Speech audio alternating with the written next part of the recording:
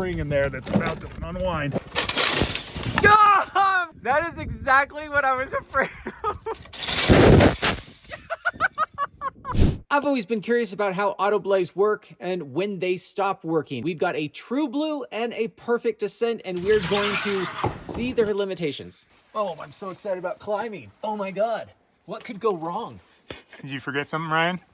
The #1 risk of any AutoBelay is not clipping to it. I really do want to emphasize these are safe if you're clipped into them. This is our new top rope solo standard kit for everyone. Oh, that's a handhold, right? I do always get nervous when I let go. I don't understand how these work, and I wish I did. You're the #1 risk. The #1 way to make these safe is to connect them to you. Aid is not cheating. I'm practicing for Washington's Golem. That was a perfect descent. Let's drop some rocks. These lovely boulders, we need to know how much they weigh because of science. This is a big boulder. Holy moly. Today, we're going to use Z2 and a drill to haul up all of our heavy test dummies. 350. Wow. That's a proper dummy. NFL player, you know, lineman size. Ooh, that's... A little more. 900. Whoa, I was way off. Damn, we're gonna drop 900 pounds on this? Oh, I do like friction arms. Tests out in the wild used to be so difficult before we got these Z2Rs and were able to lift things or pull things stronger than we could. And for this week, you can get them at 20% off. And we also carry ASAPs as well. So this is interesting. These devices are rated to about 300 pounds, but what if we have a 270 pound object, less than the rating, but it's doing something weird? Like, will it still be strong enough? Like, you're climbing and you're climbing really fast and you build up a big loop of slack, or like the AutoBelay catches on a big down facing jug and you have a big loop of slack and you fall, you're going to generate more force. Did the manufacturers build in that extra margin to deal with that within their 300 pound rating? So we're gonna start with our round dummy at 270 pounds with 2 1/2-inch bolts in there going up to this V. In order to release the rock, we have a snap shackle here. So as soon as we pull up on this string, it will open up that shackle, which you can do under load. Now, we don't want to drop rocks until we do. So we have the soft shackle in here in case this accidentally gets caught on something. This is paracord tied to the little tiny string that this snap shackle comes with. And it is about 10-15 feet long, so Mike can be above it and pop it and not have a rock land on him. We have a something to one pulley system that goes to the Z2R that we can manage from down here to lift the rock. So we are gonna connect the true blue to this steel carabiner. And when we release this pulley system from here, it's gonna be holding the rock. However, that would just come down very boring, and we've already done that this morning. We're going to put the webbing through one of the bolts halfway up, so we'll be lifting up the rock like this and creating this loop bigger than my example here. And when we let it go, it's gonna have that slack and jolt the system, which is more than 300 pounds of force, even though it's only a 300-pound thing, right?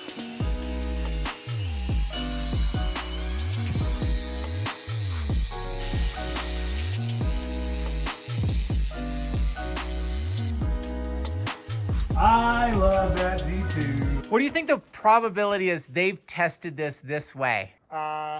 This specific way here, they haven't tested, I can guarantee you that. He's pulling out the safety. Okay. Only a snap shackle goes between us and science. 3, 2, 1. It caught! Wow! It made a really high-pitched noise. Yeah. I'm going to see if the retraction system still works. Yeah. Sounds good up here. 3, 2, 1. Oh my God, it works! So they work if you clip to them. Yeah.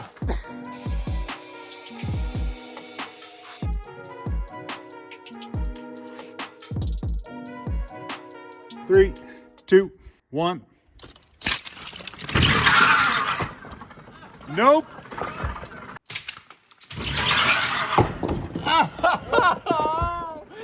Bobby, you're poor. Wow. I mean, I don't see anything like blowing out the side of it or anything. Pulled out more than it has before. That was satisfying. I am impressed with this True Blue so far. Not that I would want to take 900-pound whipper. The reason we call this a something to one is we're not very good at math. No, because we reduced it. We had a little bit of failure here. This got pulled through and was acting as a prusik, and it actually damaged the pulley here. It locked the pulley in place. Yeah. Oh my God. Yeah, and that's why it was going. It's less than a 1-to-1 then. Yeah. I'm impressed. That Z2 is pretty good. Your drill's pretty good. So we've raised this up so we can disconnect it, and it no longer retracts. Oh no. We broke it. Oh, we broke it already. Wow. Moving on to the perfect descent, we are going to start with the 350-pound rock in that J configuration to imitate a worst case scenario. There's way too much slack out in the system to increase the force, and we'll see what happens with a different device. So it's worth saying that the perfect descent is rated to 310 pounds, and this is a 350-pound rock. Oh no. Oh, that landed in the perfect spot. I'm super impressed. I mean, this is worst case scenario. This is an overload according to the rating. Yeah. And doing it like this is a worst case scenario, and there's not proper training or supervision if that's happening.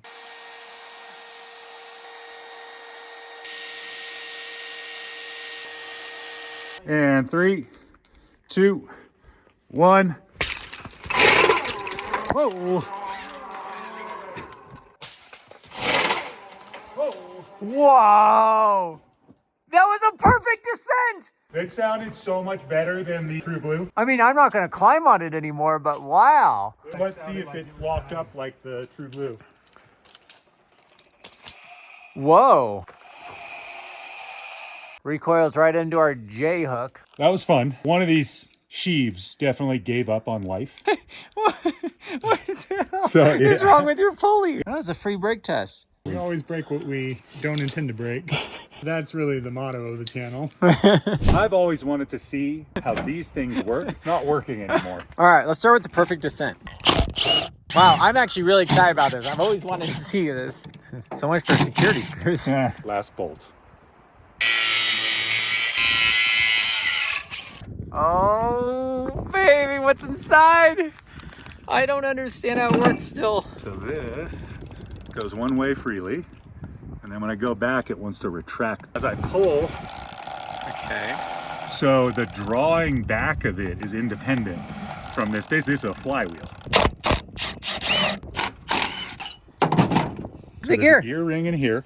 So now this is independent. This is for the retraction. This is actually what's slowing the weight down. So we have this gear that this is going to control. Notice there is a spring holding these two halves together, and there's no bolt holding this together. So this thing can rotate out, and I don't think those are magnets. I think these are brake plates. It's like you'd have on a car. And so when this thing spins fast enough, I think it's rubbing against this wall. I feel 2% smarter. I hope this isn't like those garage door springs they warn you not to take off. Does this void the warranty? Oh, okay. There's a big spring in there that's about to unwind. Oh God. We've done some things. I'm gonna stand back. Oh. I'm glad I was as far away as I was. Holy shit. That is exactly what I was afraid of. Way more than I anticipated. Did it hit you? Yeah, it did. I'm fine, but like, holy shit. Maybe Yeah. that's why they put tamper-proof screws on there. It might be. This clearly is just what wraps the webbing up and keeps it nice and neat. That spring sits back here behind all this. How's that spring attached? Is it I going? think this slot probably. Okay. They like just put it Start in it and there. then just wind it up. Wants to spin it. Just those few wraps. Whoa. And you have all these wraps still. This is where the magic happens with this flywheel magnet thing Okay. that actually slows the mass down to the perfect descent. Let's see how that's connected at the bottom. And It is a shackle. Holy moly. there's something to show you in there. Look at that pin.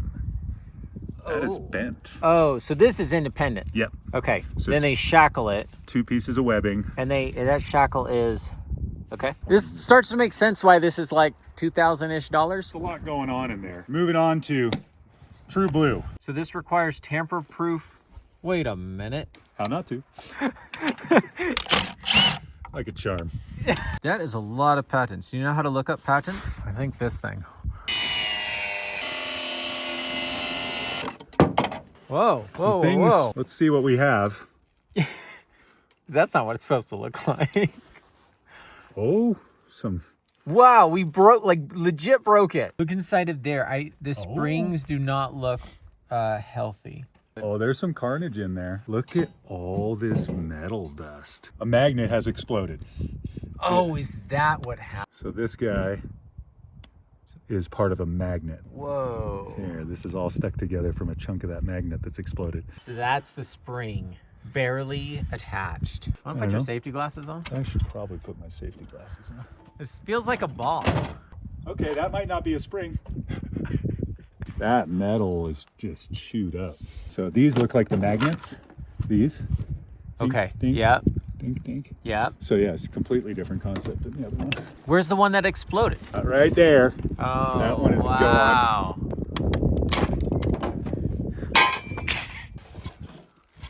Okay. And Yeah. It's interesting that this is not all the way out when it bottomed out. that's a good point. I think it seized when that magnet exploded. Maybe all that shrapnel in there just like, I think is based on just centrifugal. Whereas this is using those magnets. This doesn't have those magnets. Yeah. So that's a very different concept for the same application. Good God. These move. Yeah. They obviously, they're probably connected, so it gives it some sort of resistance of spinning out. Oh, more magnet surface area. As they go out, it increases how much of the metal is between the magnets. So then to pull it back in, probably to retract, the springs go, meep. It allows it then to pull it back because the magnets are too much force when they're out. This is all a really amateur guess. What's interesting to me is that this rotates on that gear. Yeah, this plate's moving. But normally it wouldn't. It would be stuck in that outer shell. They sit in that recess. Yeah. And so that can't physically move. So, But it wants to. oh yeah, very much. So like they have all these gears on something that don't move. So how does it move when this is stationary? All we know is we know enough to not open this half. We do know that this design has a lower limitation than that design. Is one better than the other? That is not a conclusion that can be made about these. Dropping 900 pounds on something that's only meant to have, call it 270 pounds. That's not fair. It's not that this is a bad thing or one is better than the other, but just to note, this did not survive. The complexity of this mechanism and these magnets did not survive compared to this. It seems like a centrifugal force and brake pads.